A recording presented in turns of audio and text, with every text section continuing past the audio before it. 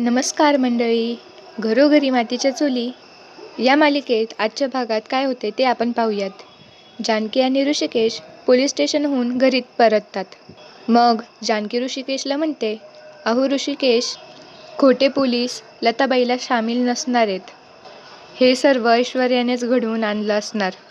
कारण लताबाईंनी जर सर्वांना खरं सांगितलं तर ऐश्वर्या सापडली असती ना, त्यामुळे लतानंच हे सर्व केलं असणार.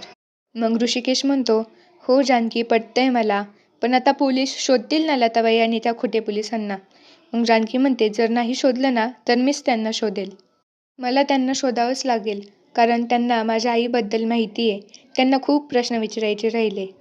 ऋषिकेश काही कामानिमित्त निघून जातो आणि इकडे मंदिरामध्ये लताबाई देवांना प्रार्थना करत असते की काही करून ती चिठ्ठी माझ्या जानकीपर्यंत पोहोचव.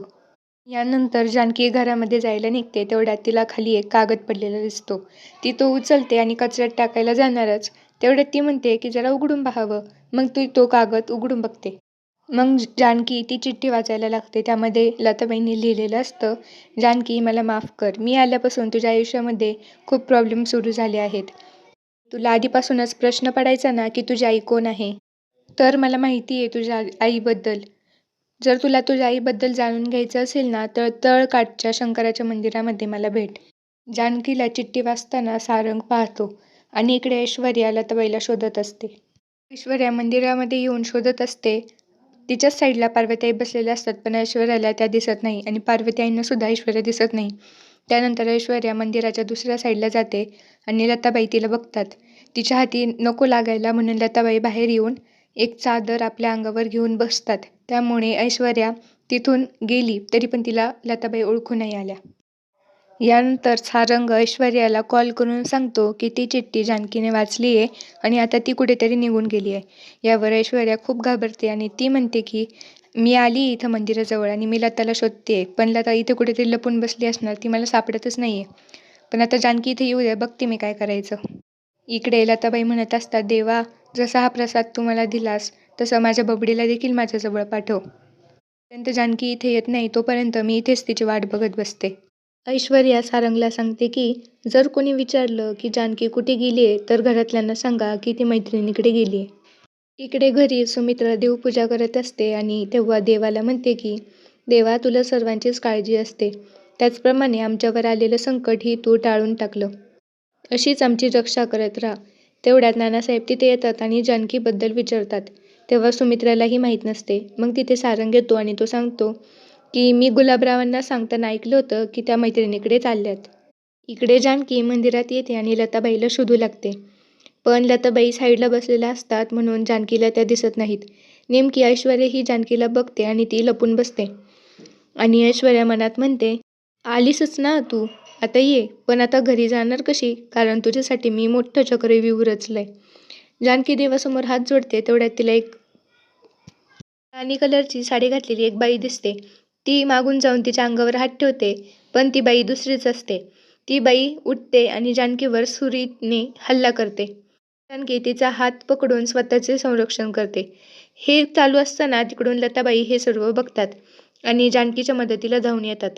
इकडे घरी ऋषिकेश धावत पळत येतो आणि नानासाहेब आणि सुमित्राला विचारतो की जानकी कुठे. ते सांगतात की ती मैत्रिणीकडे गेली आहे. मग ऋषिकेश म्हणतो की तुम्हाला कोणी सांगितलं. मग त्यावर ते सांगतात की आम्हाला हे सर्व सारंगने सांगितलं. मग ऋषिकेश सारंगकडे धावत निघून जातो. इकडे लताबाई काठी घेऊन येतात आणि त्या माणसाच्या डोक्यात मारतात. मग तो माणूस इथून निघून जातो. यावर लताबाई जानकीला बघत असतात की तिला कुठे लागलंय का. आणि जानकी त्यांना म्हणते, ते माणसं का बरे आले होते आणि तुम्हाला का बरे घेऊन गेले. यावर लताबाई म्हणतात की सांगते.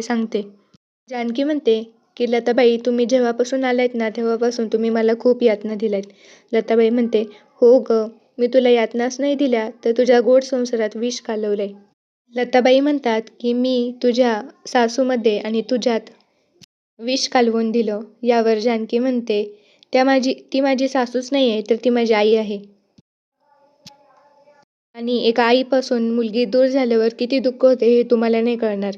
यावर लताबाई म्हणतात, अगं आपली दुःखे सारखीच आहेत ग. यावर जानकी म्हणते, कसं काय सारखी आहेत.